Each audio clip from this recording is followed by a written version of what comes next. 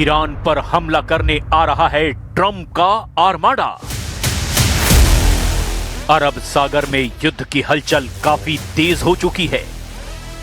कुछ दावों के मुताबिक अगले 72 घंटों में ही अमेरिका इजराइल के साथ मिलकर बहुत बड़ा हमला ईरान पर करने जा रहा है।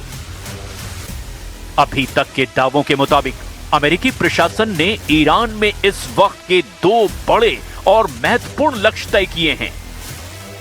अमेरिका और इजराइल का पहला टारगेट है 86 साल के ईरानी सुप्रीम लीडर अली खामनेई, जो 37 साल से ईरान की सत्ता का केंद्र हैं।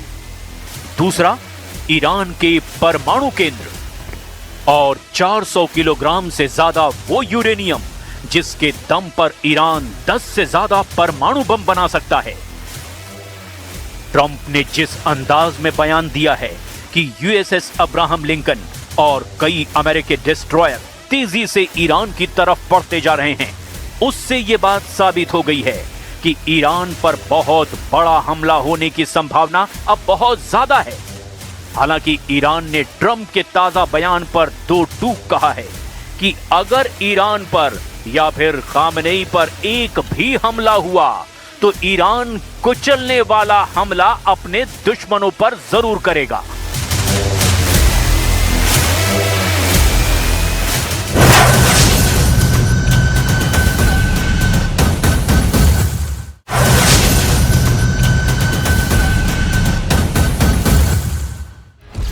Во Флориде и в ряде европейских столиц.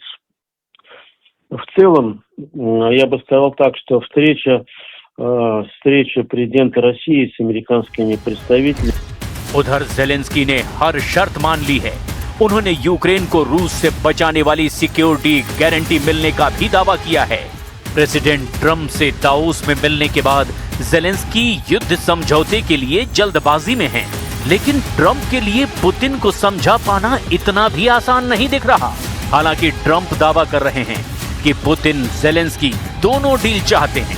ट्रंप के मुताबिक कभी हां कभी ना का असमंजस खत्म हो चुका है। दोनों लीडर युद्ध खत्म करना चाहते हैं। What's happened here is there were times when Putin didn't want to make a deal, times when Zelensky didn't want to make a deal, and it was like opposite times. Now I think they both want to make a deal, but we'll find out.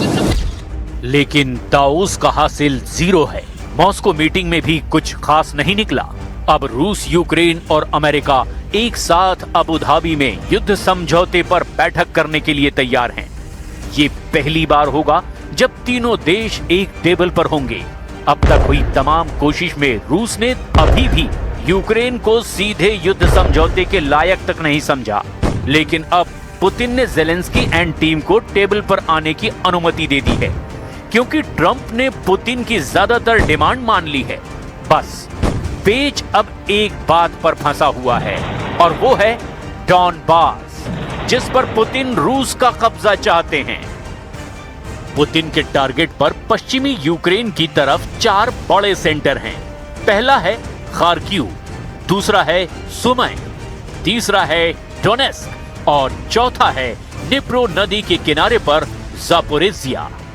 इन चारों शहरों के आसपास बहुत बड़ी जंग चल रही है और जेलेंस्की जानते हैं कि अगर इनमें से एक भी मोर्चे पर वो हारे तो पुतिन के कब्जे में 50% यूक्रेन आने में बिल्कुल देर नहीं लगेगी।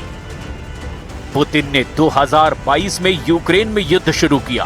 तब उनका सबसे बड़ा लक्ष्य था क्राइमिया को रूस के मेनलैंड यानी कि मुख्य भूमि से जोड़ना। इसके लिए खेरसॉन और मारियुपोल पर कब्जा जरूरी था।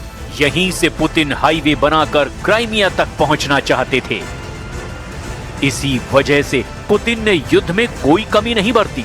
वो उन इलाकों पर और चोट करते हैं जहां वो पहले से मजबूत हैं।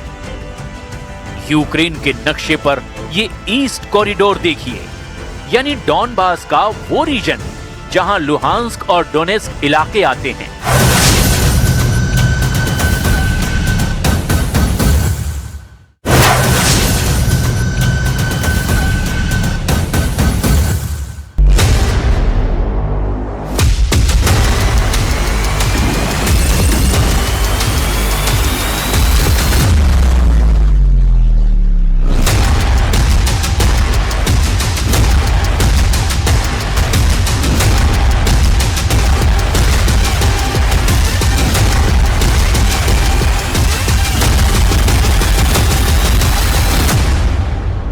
ईरान पर हमला करने आ रहा है ट्रंप का आर्माडा। अरब सागर में युद्ध की हलचल काफी तेज हो चुकी है।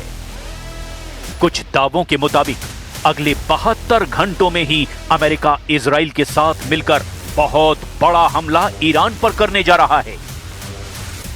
अभी तक के दावों के मुताबिक अमेरिकी प्रशासन ने ईरान में इस वक्त के 2 बड़े और महत्वपूर्ण लक्ष्य तय किए हैं।